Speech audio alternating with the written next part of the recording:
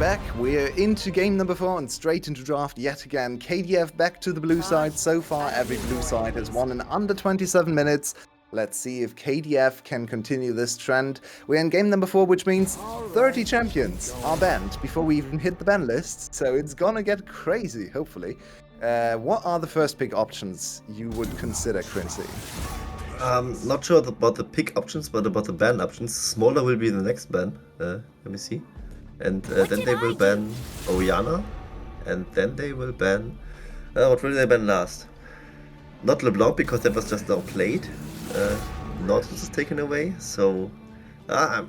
about the pick options, yeah, we discussed it in the green room, right? I mean, there's still like the classic hyper carry top lane champions like Camille, Jax, Gwen. I'm actually still surprised available. we haven't seen Jax at all. Yeah, actually, you would expect it to be maybe in like a second rotation ban or something. The thing is, it used to be a very good counter to Cassandra. With Divine Thunder being removed, it's not as good, and Cassandra with his kit actually challenges Jax quite well, and he was, even before the things that happened in the item department, he was winning pre-6 against him. Now Oriana, of course, is still left available, and it will be picked by the set of Kwangdong Freecs. And Oriana vs Azir would be poetic because T1 arguably won Worlds because Faker was the only one being able to play Azir into Oriana, and if Poby could do the same thing in the Academy department, it would just be kind of fitting.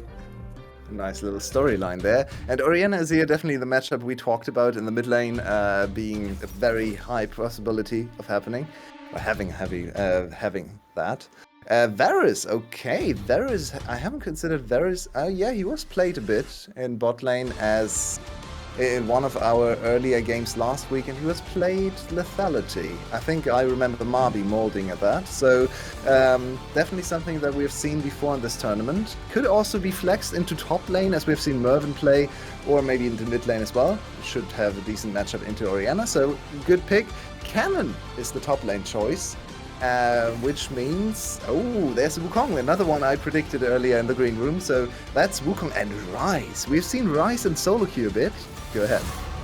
It's Ryze top lane for Lancer. I mean, we have seen it before, it will probably be there again. I mean, it would not exclude Wukong top lane theoretically, but Ryze couldn't jungle, so it might just be those options. As we see also the Azir into Oriana lock-in for Poby, which I said beforehand, might be very poetic as we see these picks being played.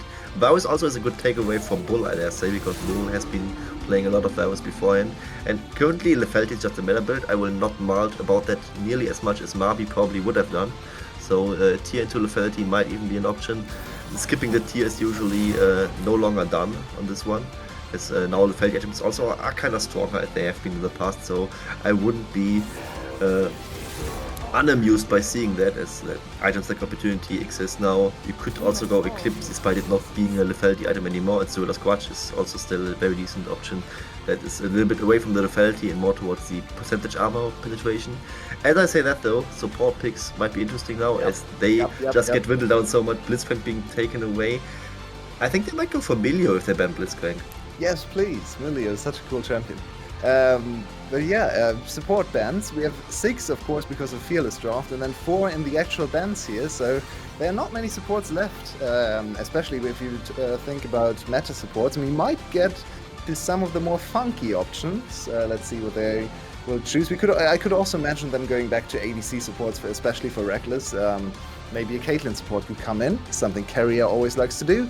Kalista support is something I could also see. Of course, we can also just go Illusion Army, yep. Kalista was played by Bull in the first game. Right. So they could, however, one Varus Caitlyn and decide spontaneously which will be the support, which will be the AD carry. Milio being taken away is a smart choice, I dare say, because it just denies it from the other side.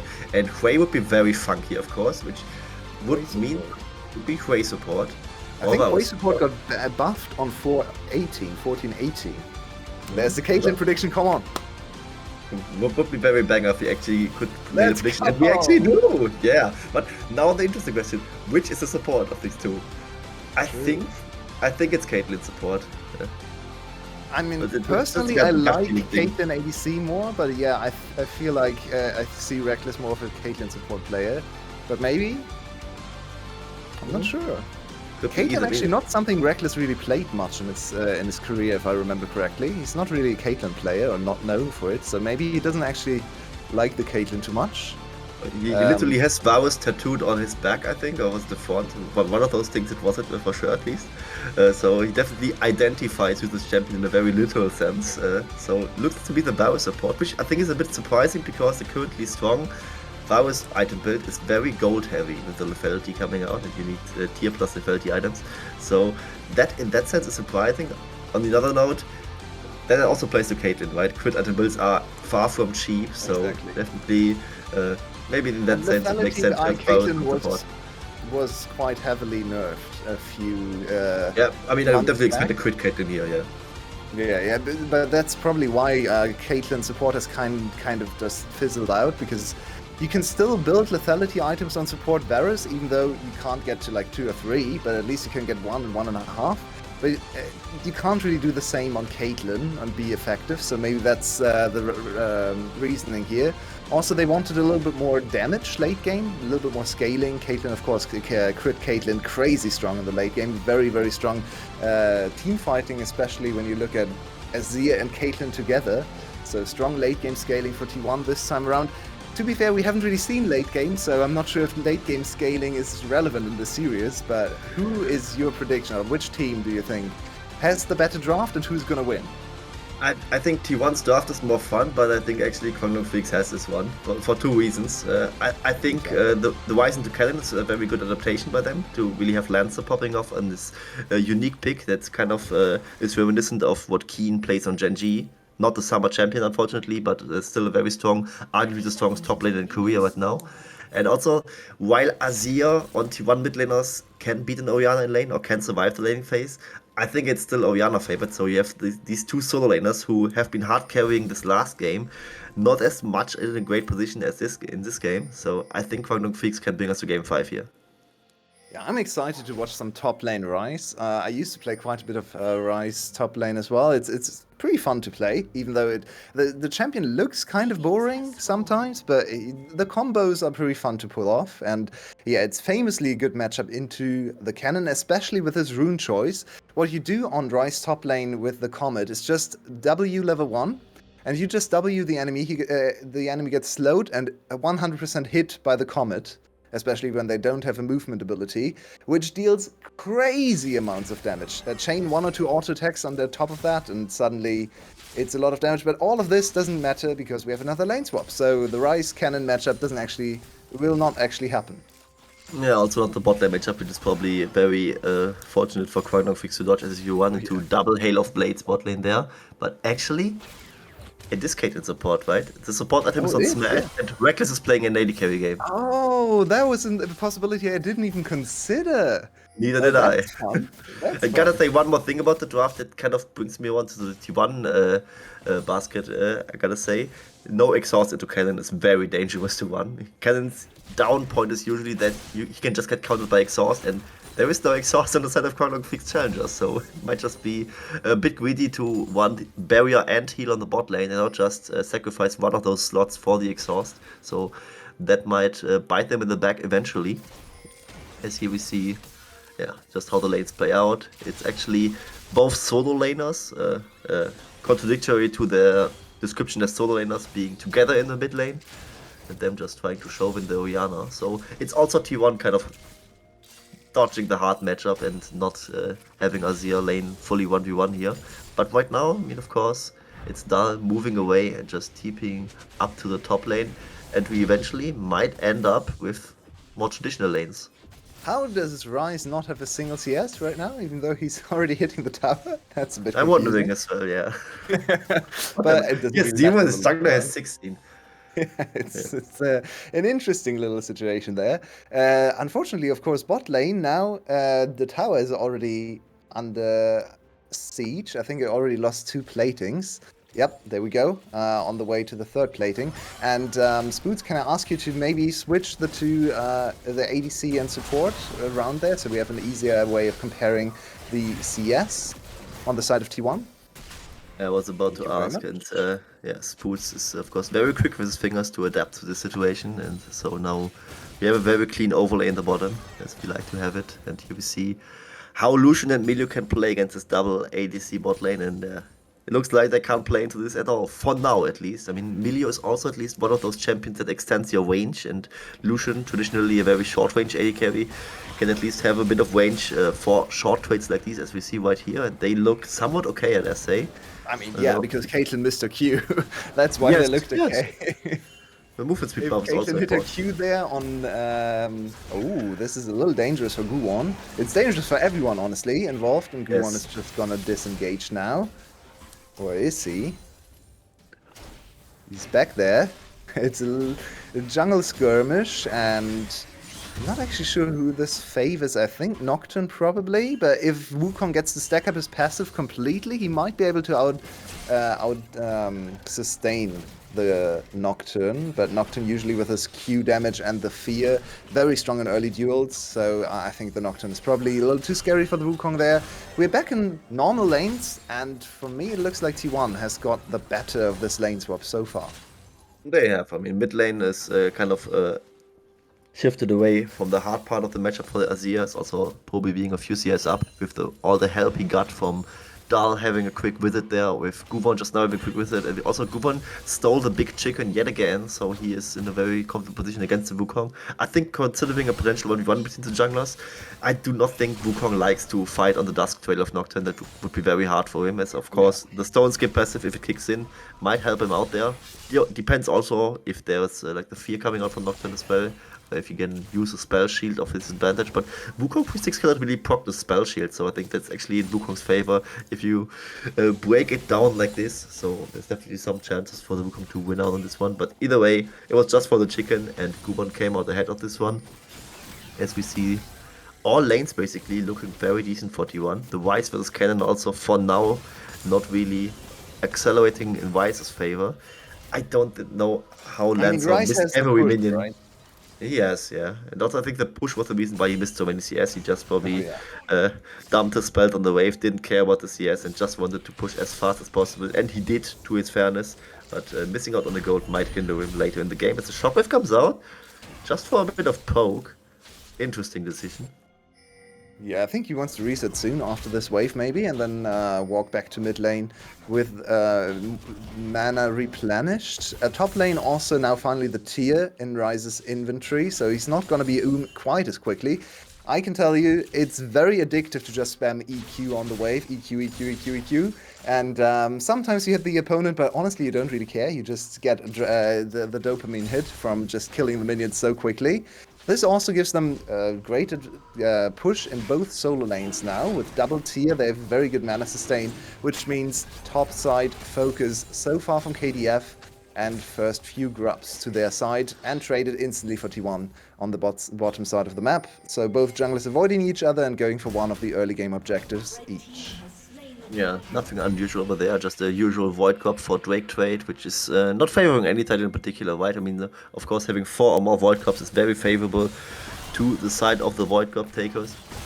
But of course, depending on the Drake soul, it might just be beneficial to get those Drakes stacked up quickly, as unfortunately the individual Drakes do not really matter that much anymore. It's just a tiny bit of AD and AP that the Infernal Drake really gives you.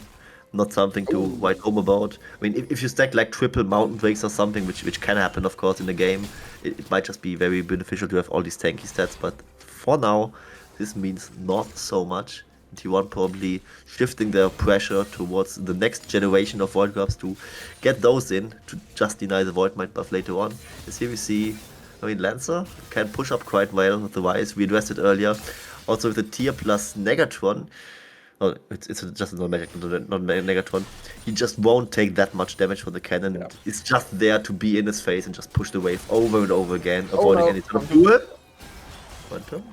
One Q. You can execute him. Nope, not with a heal. And wow, he just holds his flash, has his nerves under control. Quantum just dodging the Q and avoiding certain death there. I really like this bot lane matchup. It's fascinating to watch because there's a mismatch in so many different things. Of course, T1 has the pushing advantage, so they have the burst advantage, they have the range advantage, but what they do not have is the combo and also the sustain advantage, which is definitely on KDF's side. So the longer KDF is able to stay in lane, which unfortunately they weren't able to right now, but when we go back to full HP, the longer they are able to stay in lane, the better the matchup looks for them, because the enemy team can't really recover any HP.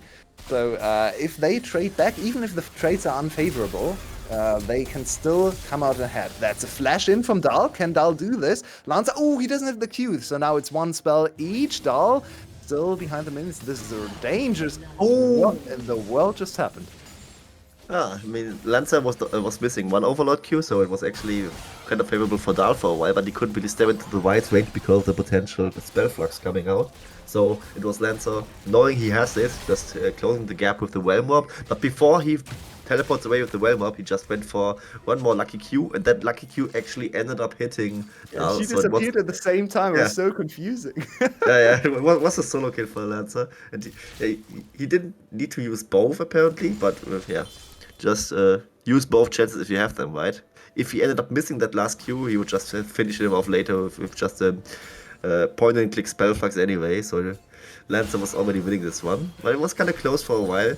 If Dahl had his W up in this exchange beforehand, it would have maybe been the solo kill for him, but that was not the case. So Lancer showing why this Wise top lane is a good matchup into the cannon and executing on it. Very unfortunate for Dahl, because he invested ultimate, he invested flash, and this was probably his only opportunity in the whole game to kill the Ryze one-on-one, because Ryze is gonna get so tanky. Now he finished his MR boots, which means stun is not gonna last as long. Ryze is gonna be able to fire back, and of course Ryze has way higher DPS compared to Cannon. So this is now looking quite bad. This could snowball in Lance's favor very quickly, especially once he gets a little bit of sustain with this, what's it called again? The Eons thingy, the pre-build for Rod of Ages. Once he gets that finished up, he can just sustain the cannon damage. Catalyst, of course. Yeah, so once the Catalyst comes in, the cannon, I think, is pretty doomed in this matchup. Yeah, it's like an immovable wall that encircles you and just gets in tighter and tighter, and he just can't get out. That's how you win against the Ryze. Just call your buddies and just 3v1 him, 3v2 him, something like this. Either way, this is now huge, as there's a second Void Grub generation coming out, and it looks like Kwangdong Freecs has more pressure on this one, and T1 can't really contest them. Maybe Gubon tries to go for this one. I mean, the bot lane moved up from T1, so at least they have that going for them, and there would be a Slicing Maelstrom available, so it could just be the pincer for T1. They go for it. Darkness. Do they want to go? And Kwangdong Freecs already has fight, but there's another ultimate from Cannon. He doesn't have the flash, but he still gets on top of a lot of people. That's the first kill going over to the jungler. Courage executes another. And Poby's here. Poby with the ultimate in maybe the wrong direction, and he goes too far forward. KDF with a huge advantage in this fight, but two long-range AD carries are still standing. They are poking away. There's the Ryze ultimate. That's just the Ryze, though. Surprisingly, no one came with him. In the end, KDF are still on top of the last Void Grab. They can't finish it off. That's a huge teamfight victory and 5 grubs to KDF. So even though they can't get to 6, still the first big fight in their favor and big kills over to all the important members on their team. And the brutal thing is, they didn't even really need to win the fight in kills or anything, but they still did, and they still also got the Void Grub, so it's like a Christmas and birthday party combined for them. And maybe they also get a chance to get the 6th Void Grub, but it doesn't really matter anyway. They get 4 or more, while T1 gets absolutely none of those, so it's a very good chunk of turret pressure added to the side of Kwangdong Freecs challengers, and it was already very high pressure for them because of the winning Ryze versus Cannon matchup that doesn't get any easier from here. The Catalyst, as you mentioned earlier, is now finished, so the sustain is even more disgusting for Lancer's side.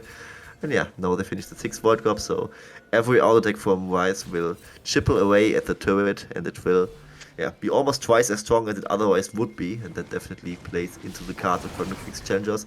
T1 Academy at least gets a small consolation prize in the second Drake, but if that remains to be of higher importance, remains to be seen. It will just be an Infernal Drake and an Ocean Drake. Early Ocean Drakes tend to be very nice, but the individual Drake sets, they do not really matter all too much.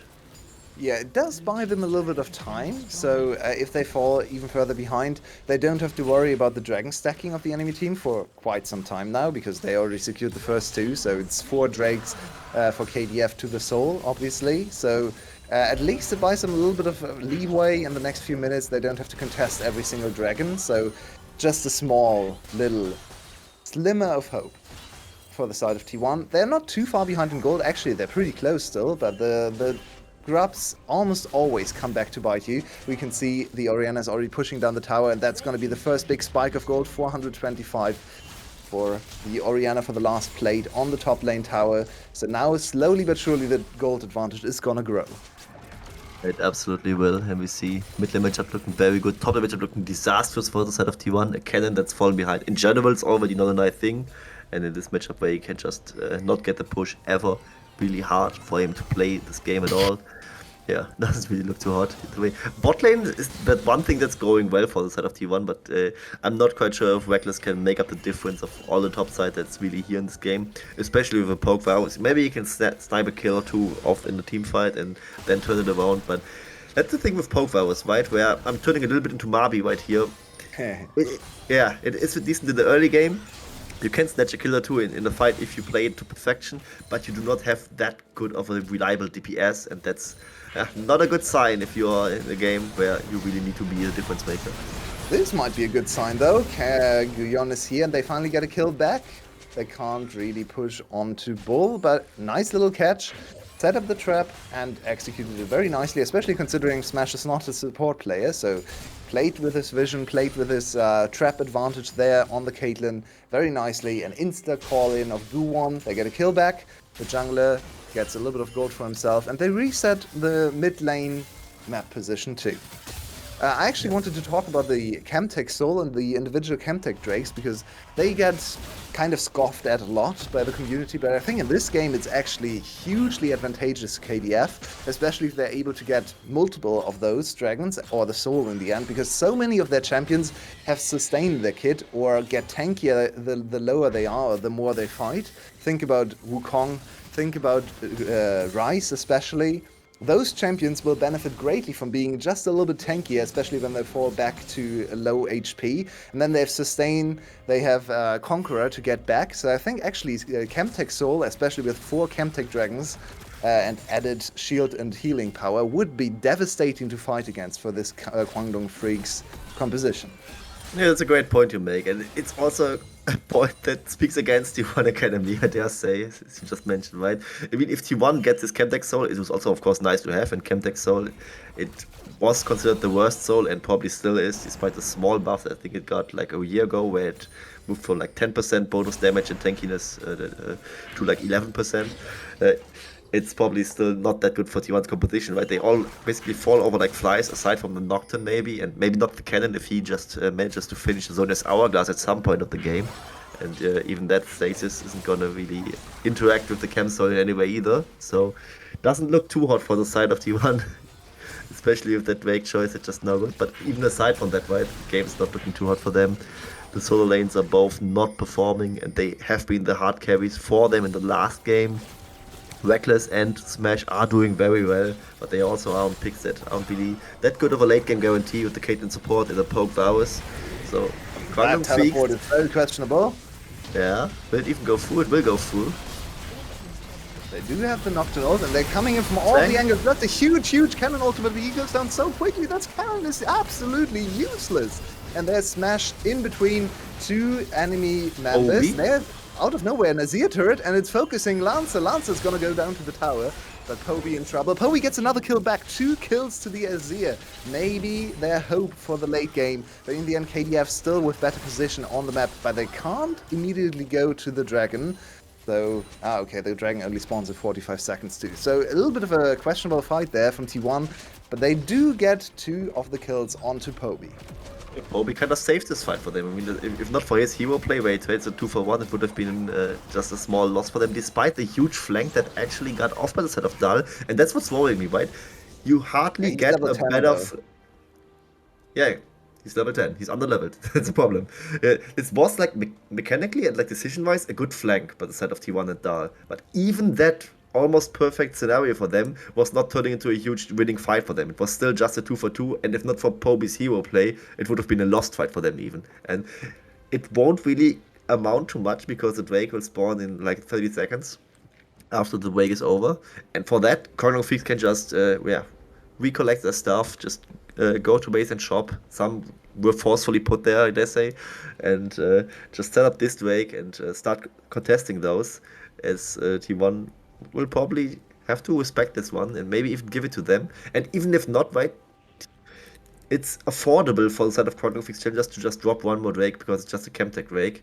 They only really need to start going for the potential soul. Yeah, but I don't even think they have to drop it here. I think they're still in good position to just recall and get back on the map.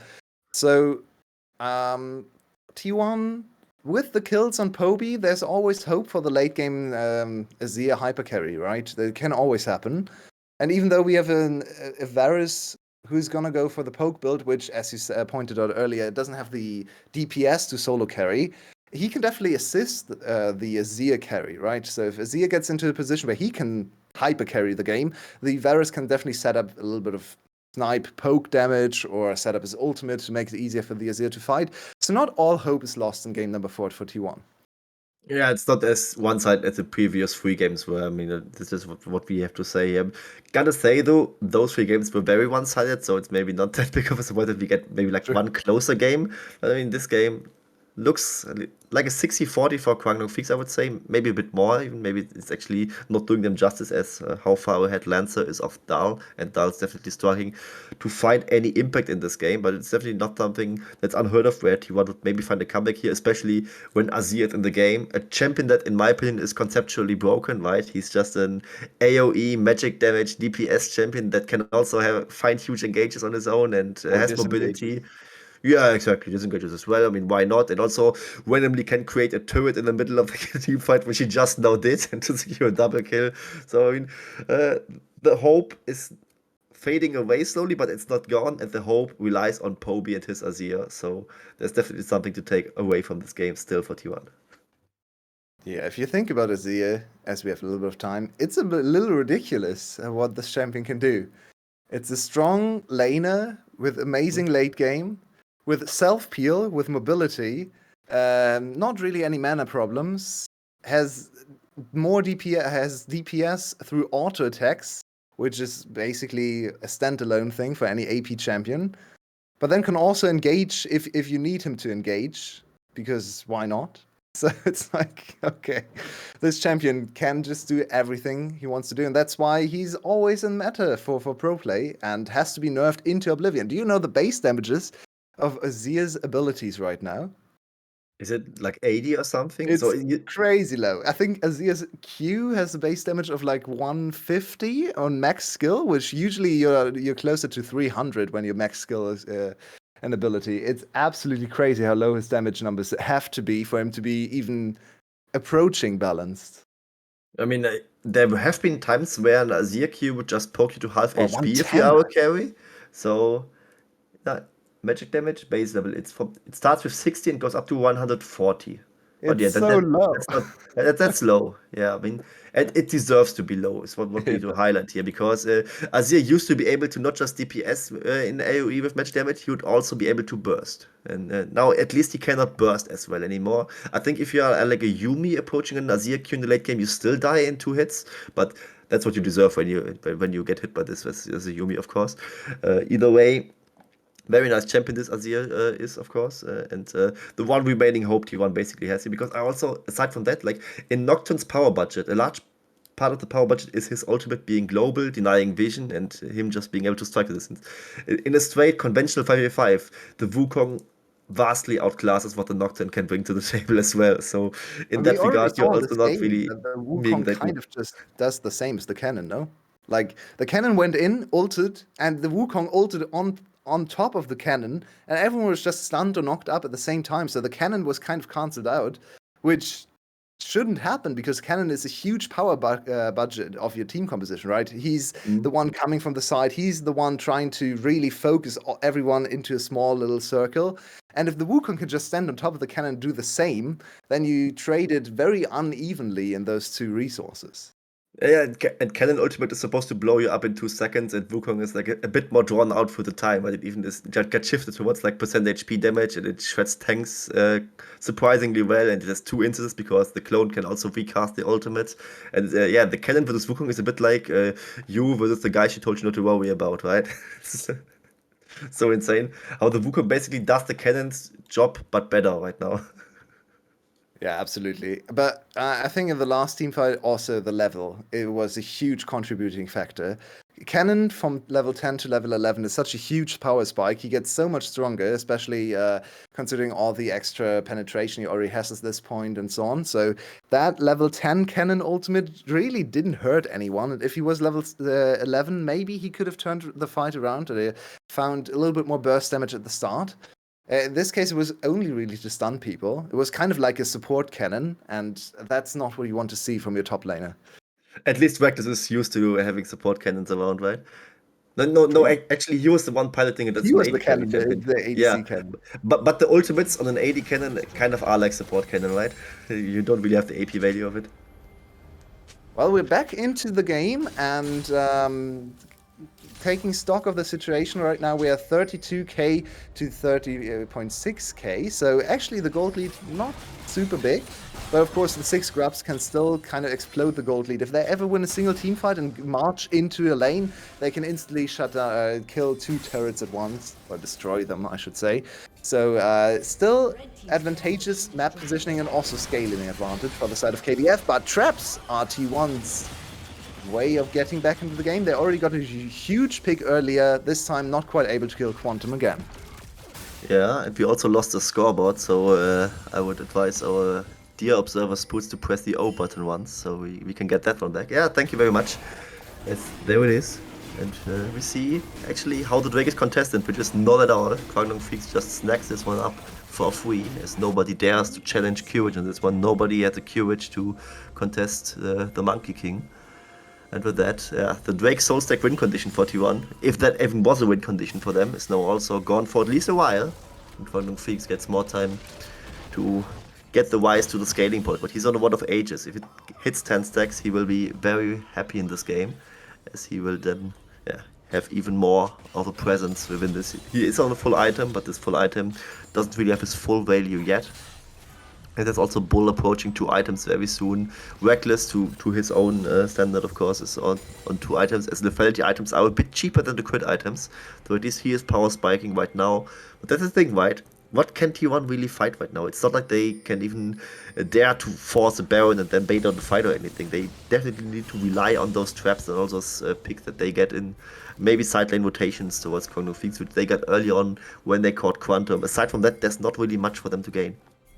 Yeah, and I think they, as I said earlier, with the dragons taken early on in the game, they can now relax a bit, try to not overforce. Of course, they don't want to bleed too much gold, so whenever the enemy team is gonna try to get into their jungle or into the range of their towers, then they're going to have to fight back. But as long as KDF doesn't really do much, they can just sit back and scale a bit, get a few more items for Poby, get Reckless to a better state, and especially get Dull a few levels under his belt, because he's now 2 levels down on Rice, and Rice doesn't even have his stacks yet, so Rice is going to get another free level in a few minutes, and that's going to be a 3 or 4 level advantage on the enemy top laner. So at this point, or at that point I should say, Cannon can't even enter lane against the Rice anymore without fearing for his life. So it's not getting better on the side lane, but I still think T1, they have a few minutes to just farm up a storm. Yeah, that's the thing, right? They can farm up a storm for a few minutes, but they aren't really scaling better, I'm afraid. It's just the pick reliance that they have on their side. But how can you really create picks when there's like nothing that really forces Kwangdong Freecs' hand? They can just sit back and scale on their own. They are probably happy if the game just prolongs for a few minutes with nothing really happening on either side. And this time, ironically, the team that's ahead is just trying to scale next to the other team, because it's just a late game composition that got ahead early, kind of to say. And it's very hard to really touch this composition, right? With Rice being so strong, he's also like somewhat tanky for a mage standard, I would say. And very soon to complete at least one of his stacking items. Just now it happened with the Seraph's Embrace being in his inventory right now. And here's the Flash Engage. And there is an easy kill on Guwon, very nicely done. Now, can they actually transition this into the Baron? Enemy jungler dead, this will force T1's hand. Will they contest the Baron or will they just give this up and hope for a better situation later? Very, very difficult choice, because they can't steal the Baron, so they can't go for a suicide mission to try and steal the Baron. They probably have to fight, and here's Dahl, he's scouting. He does have his ultimate and his flash available, so maybe he can do something, be the hero, as T1 is teleporting, and there's Reckless coming onto our screen. Rice is finally reinforcing his team as well. Everyone on the top side. We have two sides of the coin, and Courage, he's looking for the engage. Oh, there's a huge engage from Cannon, but he's maybe a little bit too early. The rest of his team not ready for the engagement. Now Dahl in big trouble. Dahl flashes away. He gets the kill somehow. I have no idea how. On Quantum, but now KDF. It's chaos all across the map. But it seems like KDF is going to be the victors of this fight. They're a little low. Can they still do the Baron? I don't think so. So T1 actually got what they came for. They stopped the big objective. Yes, they bled a few more kills, but in the end, it's all worth it for them. And it's a shockwave, and Proby getting chunked, he might just die to the turret shot, but it probably won't be enough, it won't be enough. And Proby yet again saving them, right? He was getting up the pick onto its bull at the later wax of the Baron, and aside from that, it was just an extended 4-for-2 trade for the side of KDF, which is of course very favorable for them, but T1 probably happy that they could prevent the Baron. There was the paranoia on the side of KDF, that they just have Reckless stepping into Gumayusi's shoes and stealing away a Baron with a potential virus Q snipe. So that's why they went for the fight, and it looked kind of awkward, I gotta say, because Dahl was popping the Slicing Maelstrom before he went over with the Blast Cone, so he kind of lost time on his ultimate there. Yeah, and he did surprisingly good damage, despite being so behind. It at least killed Quantum over there, so the bot lane from Kwangdong Freecs just was dying. And considering their position, it was a surprisingly close fight, I say, and enough for Kwangdong Freecs just to pull away from the Baron, which was the ultimate goal of what T1 wanted here. And I think Kwangdong is... oh, never mind, no time for that. Guwon once again gets engaged, or has to flash away. Now the ultimate from Dahl, trying to isolate. No, it's just the clone. So Dahl once again using his ultimate without any kind of success. And look at the bottom side. That's 700 gold and a tower for the Rise, who's very quickly approaching level 16. And don't forget, level 16 is a huge power spike for Rise, because he gets another 30% extra damage on his Q, which is going to happen any minute now. He's fully stacked on the Rod of Ages, he's fully stacked on the Seraph Embrace, so this Rise is well and truly online now.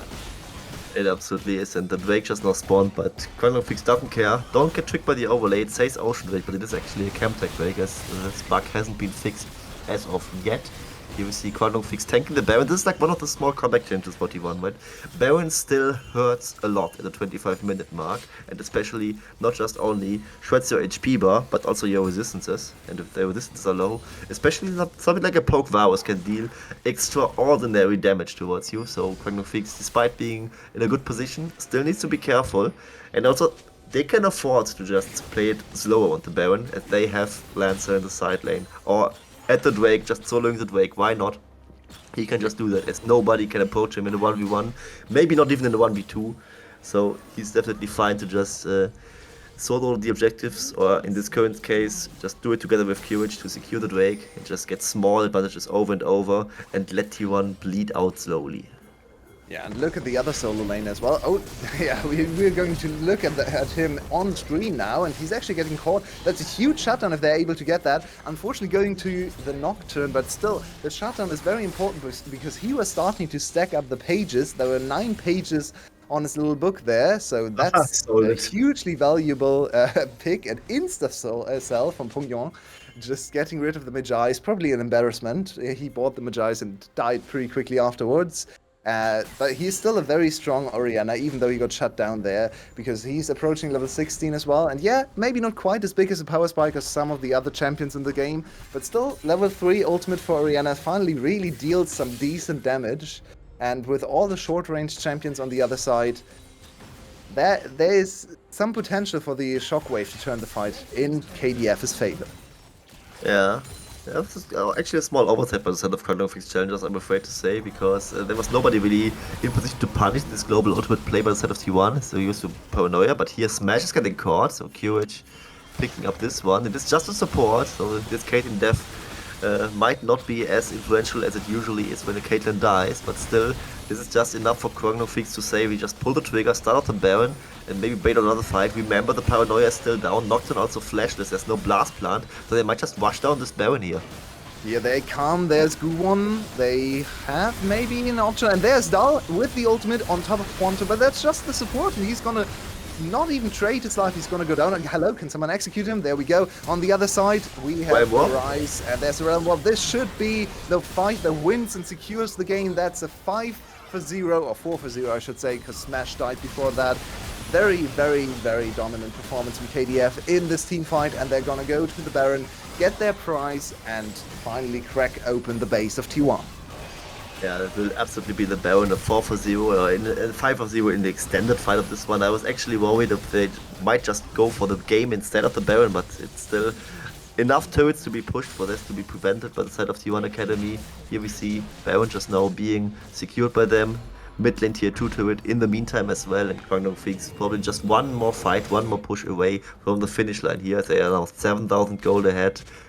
Lancer is absolutely untouchable, nobody can approach them on the side of T1, and one pick was enough to really force the hand of T1, and there wasn't really anything that T1 could do about it, right? Because Paranoia was down, Flash was down, they had to just walk up close towards the Baron or just accept that it's gone, and them not accepting that it's gone is actually understandable on their side, because the game is probably over either way. Might just try more with one final fight, and Dal got in a decent slicing Maelstrom, but he just doesn't have the damage for it. And you talked about there being no exhaust into cannon, which I really like to stress every single time we see a cannon as well. But it really didn't matter in this game. Like, the cannon is kind of perma-exhausted just from the game itself. He's minus 40% damage because he's just so far behind, maybe even more than that. So they really didn't need the exhaust here. 1-5 cannon, there's another engage, and Poby's already dead. Guwon is trying to get anything in there, and there's Dal. And this time he actually gets decent damage. He heals his team as well with the AoE. Now he's dead. There is the Lucian chasing down the enemy jungler, and he is going to maybe get in range. That is a very, very fast Nocturne. Huge. Yeah, Nocturne is gonna scuttle away there, but in the meantime, KDF already on the enemy next inhibitor turrets, I should say, and Lancer, no one can even get close to this absolutely terrifying level 17 Rise, now level 18, so the two AD carries in the enemy team, you can see them just walking away from this monster for top laner. They found another great top lane pick, and yeah, I have to say, KDF, I mean, on blue side, every team so far has been very dominant. This, definitely the closest game so far. We are going to crest the 30-minute mark, but that's all it's gonna be, because KDF is pushing down the enemy nexus. Yeah, Poby for now at least surviving, and he's the hero playmaker for them in the meantime. So he just recreates the nexus turret. Remember, they can still finish despite Azir turret being there. It's something that cannot really prevent the final push. But Poby maybe going for one more hero play. He has flash, he has ultimate. Here he goes for Witch, Rumor Shuffle on towards the Oriana. Get the kill, get another kill, and securing here Bull, and that's a third kill. And actually, this might just be a one fight by the side of T1. They actually get the full ace here, I think. Quantum just barely surviving, and those are very huge shutdowns just before the potential final push from Kwangdong Freecs.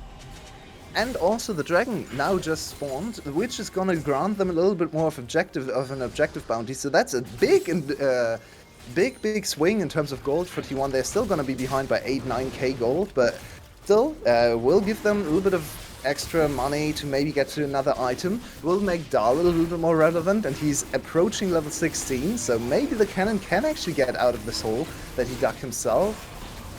He's now on his path to potentially even Rabadons later on. And yeah, unfortunately we can't see this amazing engage again, but Poby turning the game around with a huge 5-man ultimate on the Azir. Yeah, I kind of saw that one coming with his Summoner spell being up in the ultimate as well. And you were about to make the finishing call there. Need to stop it for a little bit. Either way, I did not expect this to actually work. What I expected was Poby just going for a desperation engage and then just kind of dying. But apparently Kwangdong Freecs challengers were not that ready for it. Flashes are up on the side of all their carries right now, aside from Lancer and the Melio not having it.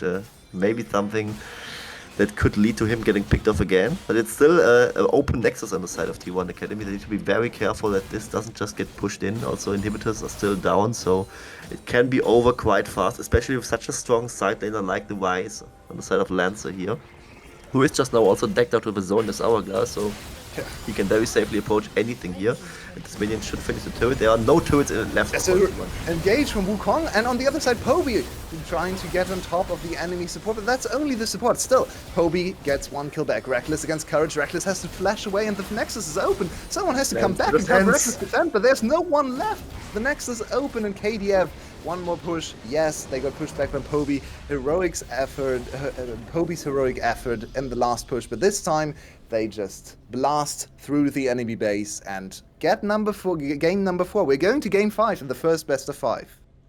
And I gotta say, I appreciate T1 cooking with this double AD carry bot lane play, and also having Poby just go for hero play after hero play and almost succeeding, but Lancer's Wise counter pick was just too much. I think this pick was like the pivotal pick in this draft to really just shut down the cannon and virtually exhaust him with the Wise W. It kind of feels like being exhausted when you get hit by it, right? With the heavy slow being in and you can't really walk up to damage anyone.